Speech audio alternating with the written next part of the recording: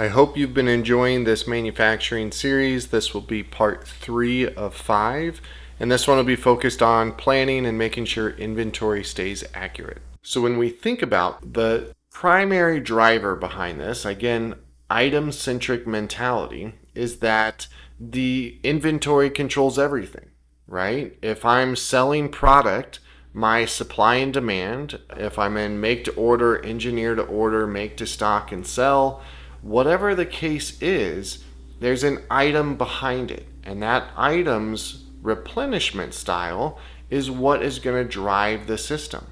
We have inside Business Central something called the planning worksheet. And when I open up the planning worksheet, this is where it gives me suggestions on what to make, what to buy, how much to make or buy, when to make or buy it, who to buy it from if I buy it, where. So if I have multiple plants, that's totally okay. The system will tell me in what plant I need to make specific products or supporting products or sub-assemblies to keep my system healthy, flowing, not hitting backlogs, all based on all the other factors, right? So my supply comes from sales. It comes from production consumption, my raw materials. It could come from projects or service tickets where we're repairing something that we or somebody else made. It could come from material movement. If I need to transfer from a warehouse to a production facility, those are supply and demand type environments. And so what this is doing is it's giving me all of the suggestions based on demand or inventory levels, what to make or buy. So in this case, we have a top level finished good, so our multi-level production item. And then we have a level 1 subassembly, which has some level 1 raw materials as well. And then we have a level 2 subassembly, which is actually nested inside of this one, and its related raw materials, and the level 3 raw materials, which are actually inside of that subassembly, as well as other raw materials that are part of the process. Now, it doesn't look nested or anything like that. Maybe I'm making that up. So what I want to do is I want to go to our top level item and show you some of the visibility you get with an efficient Business Central or business management software. So inside my item, I have a functionality called structure. And this is your tree view bill of materials.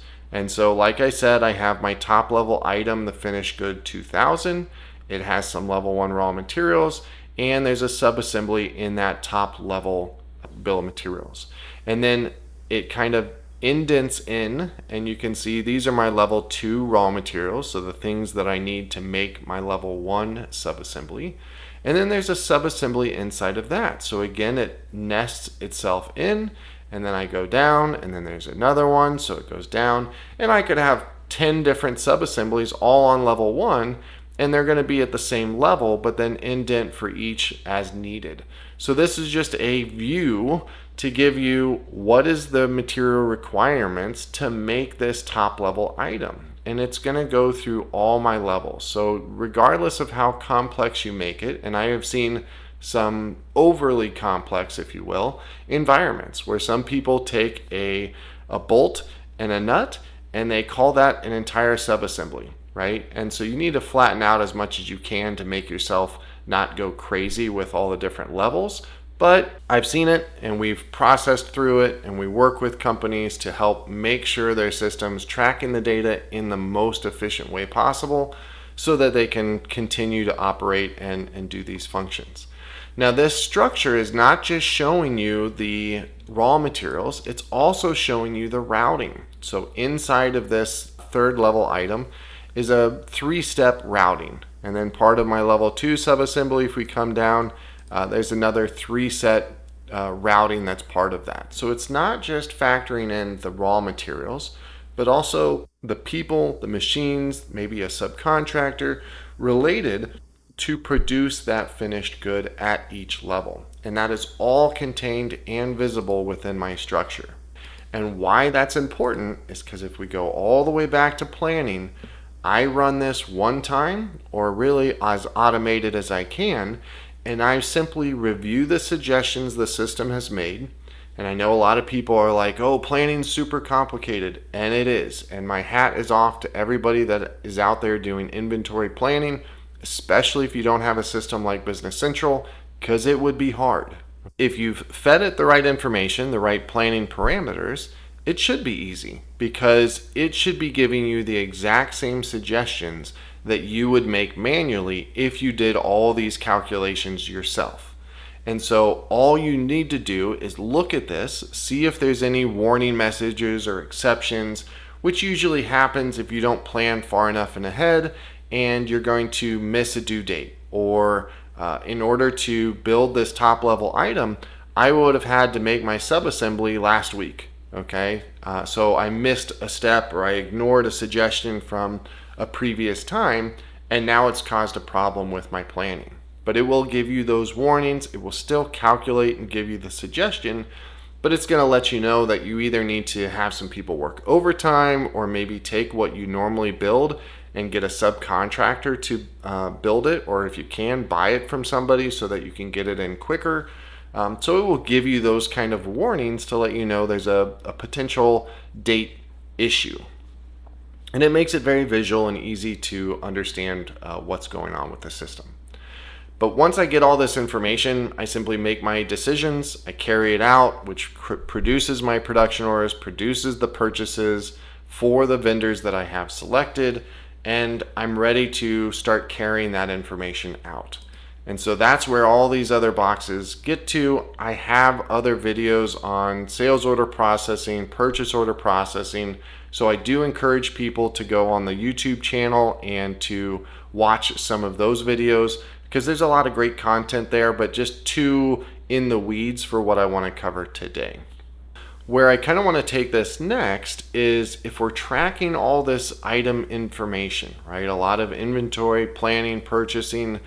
How do I make sure that it's accurate and that it's moving the way it needs to? Or if I've already done some processing, where did it go? Right? So the system has a fantastic way of tracking that information, especially if you're into lot number tracking, serial number tracking. We have something called item tracing, and item tracing allows you to take, and I forget what my lot number is, so we're going to look it up by the item, and I'm simply going to trace it.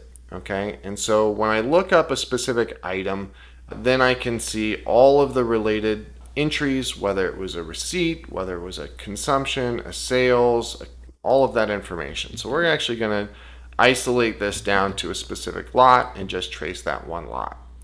And we're going to flip our direction from usage to origin to now be origin to usage. So in this case, our origin is we bought it. We bought this raw material. It's a lot tracked raw material. We bought 10 of them, so I can see how much was in this lot. And of the 10, we have 7 remaining. And then of those 3 that were used, 1 was used in a production order. So it was consumed on a production order. I see the number. I could go up, look at that production order up. If the finished good of that production order was also lot or serial number traced, then I could trace it all the way to its final usage. So that could be sales, could be a transfer somewhere else. Maybe it's sitting in inventory. I would have visibility to that information. In this case, we have sales shipments. So some of this raw material was sold to customers. So I can simply click on the document and say show document. And it's going to take me right to the sales shipment of that raw material going out. So I can see who has it. I mean, heaven forbid we need to recall product because of a defective part from a vendor. I have the ability to track that down when I'm using lot or serial number tracking, all the way from the origin, when we bought it, when we made it, whatever the case was, to when it was finally used and by who or by what process it was used in. So all of that great information, being able to track and trace all of that information keeps the system very healthy and very accurate. And then same thing, when I'm in a production environment, I have production orders. When I'm using that shop floor insights to track inventory in, whether I'm doing consumptions, manually, back flushed, forward flushed, and my outputs, all of that properly consumes and maintains my inventory so that when I'm doing my physical counts, when I'm tracking my variance through that Power BI report we talked about at the beginning, all of that information is used to just verify the system is accurate and healthy and moving well. And so that is kind of where we'll again hit a little pause button before we start talking about what's next. Don't forget to check out the next video in this series, and if you have any questions, feel free to give us a call or shoot us an email. Thank you.